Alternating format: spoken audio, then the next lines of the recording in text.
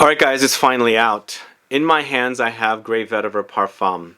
So many months after I reported on this one coming out, I've done videos on Tom Ford fragrances that were soon to launch, hotly anticipated, rumored fragrances, and this was one of the fragrances I mentioned was coming. It's out, but you know what? People have had this fragrance 2 months ago. I actually started seeing people posting about it. I don't watch those reviews, by the way. I don't want to be influenced by what they say. And also, some of you guys have been messaging me to get my hands on this. I never saw it anywhere on my travels, and it's finally made it here to Macy's. I bought this from Macy's, full retail $265, but I ordered it online, ran it through Rakuten, and got 6% cash back. But 100 ml for $265, is that really outrageously priced? I mean, with the tax on it, I paid about 8%, 8 point something percent tax. So almost 10% tax on $265 is almost $26. So this is almost $300 now with tax on it. Is it worth that price tag? But beyond that, I'm going to tell you all about VETIVER Parfum, how it smells, how it wears, and also how it compares to the VETIVER Eau de Parfum, which is the fragrance it comes after. But did you guys also know that there was an Eau de Toilette version at one point of VETIVER? Came after the Eau de Parfum, it's now discontinued. But either way, find out all about VETIVER Parfum in this video coming right up.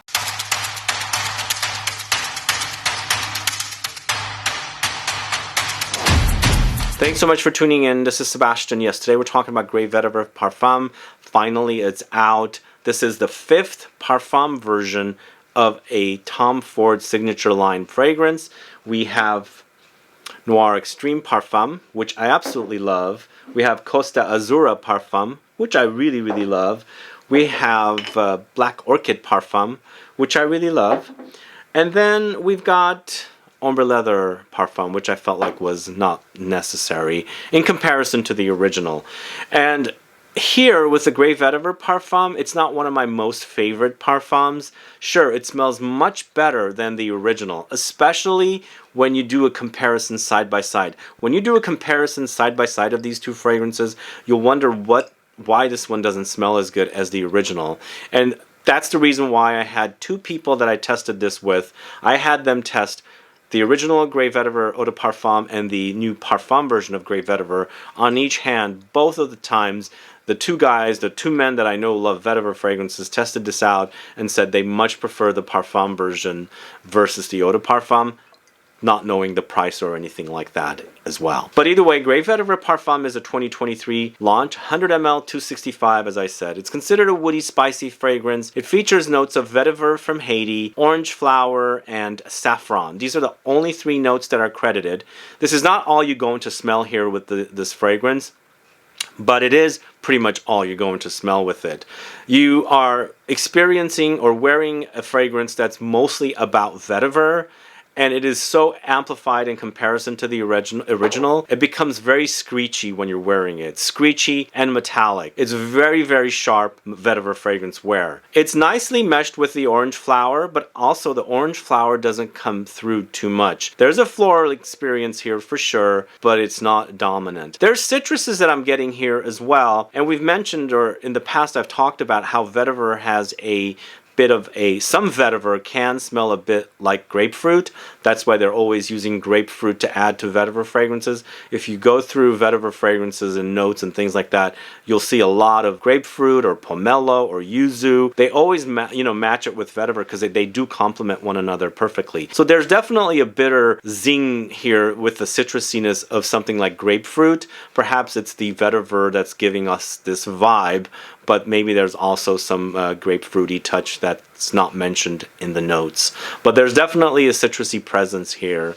And then after that, we've got the saffron. So I feel like vetiver is pretty dominant here. It's the main star. It's the star note that pretty much dominates. The orange flower is not as prominent, but you'll pick up some light traces of orangey citrus floral things in here. And then of course the saffron is what's really also prominent here. You'll experience the spiciness. There's aromatic touches here and spiciness. For sure, you're also getting getting some leathery undertones here, because this does get a bit leathery and also a bit smoky, but I feel like the smokiness is definitely coming from the vetiver, perhaps not the saffron, or the combination of the two nodes. So in the end, it's a very, very much an overdose of vetiver. And again, as I said, it's metallic, it's screechy, it's sharp, it's intense, it's overwhelming. It's definitely a true parfum here, and you'll really, really experience it.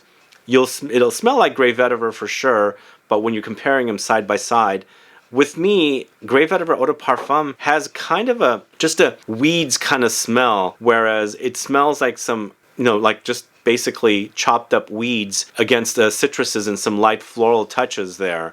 It doesn't smell as pleasant as I would wanted it to smell, especially when I'm comparing it next to Grey Vetiver Parfum. When you do a separate not side-by-side comparison, and just wear the Grey Vetiver Eau de Parfum, you'll experience the Grey Vetiver touches.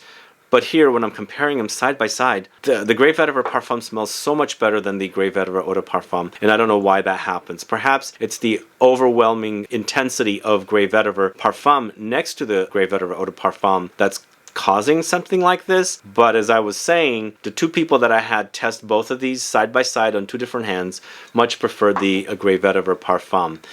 I think it's a great smell. It smells really, really great. It's definitely a true parfum concentration. But for me, it's a bit boring.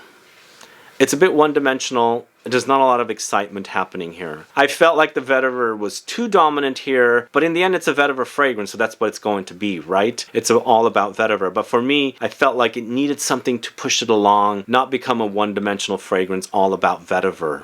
So that's kind of a negative for me. And also, the price tag. The price tag is really, really high. Almost $300 with tax for this thing. It's extremely, extremely expensive.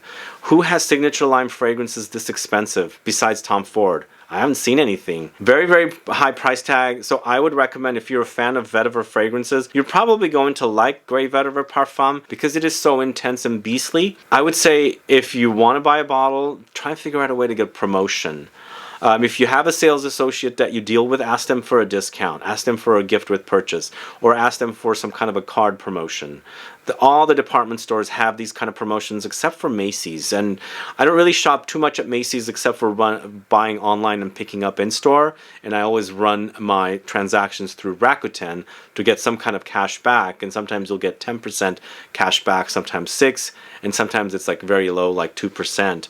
But here, when I bought this one, I got 6% cash back. So 6% of $265 is somewhere around $22 or something like that. So in the end, I did save a bit, pretty much the tax, I would say, but still very, very high for this. It's overpriced, and I think Tom Ford needs to do something about these very, very expensive price tags on these fragrances. I mean, eventually it'll go down in price. You'll probably find this fragrance at a discounter, but I'm looking around online for Noir Extreme Parfum at the discounters.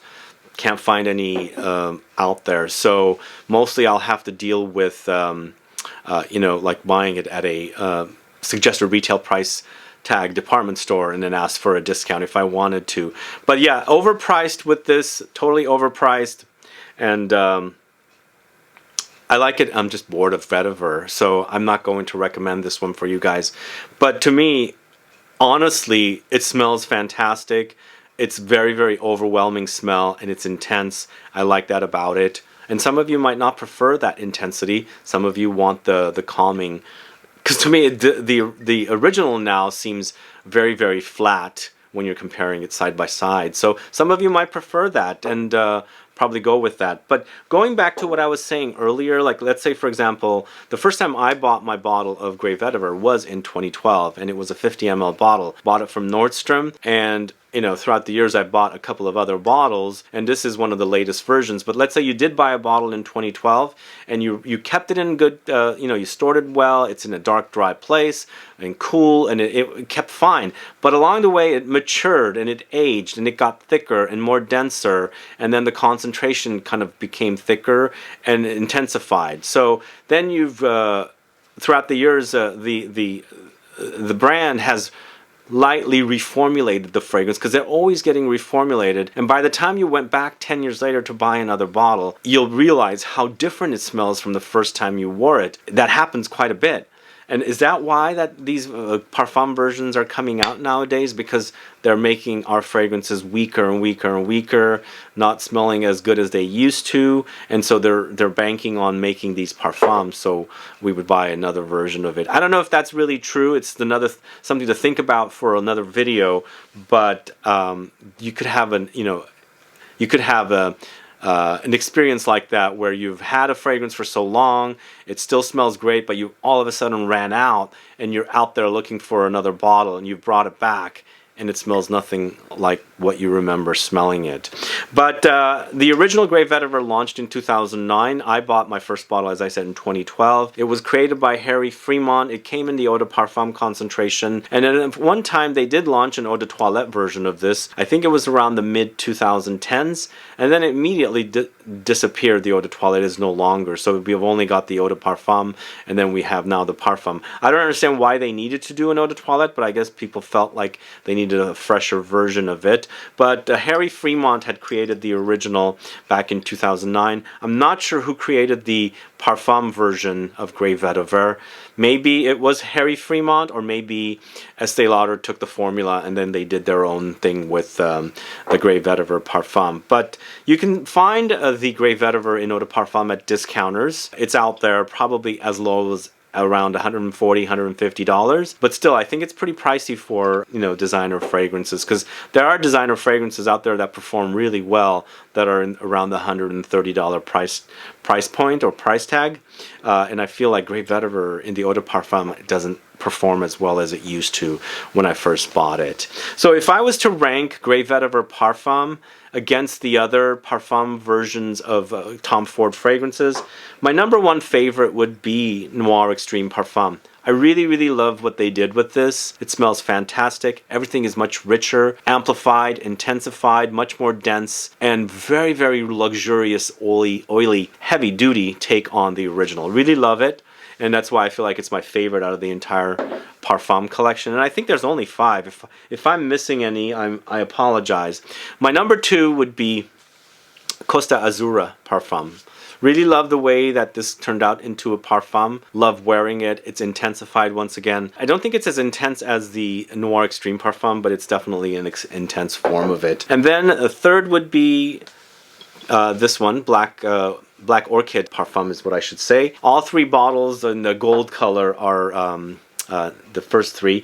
And then I would go with Grey Vetiver Parfum at number 4. And then finally, Ombre Leather Parfum at number 5. I think that's all they have in Parfum. If there's one missing, I don't think there are any other Parfums, but either way, that's my list. That's how I would do it.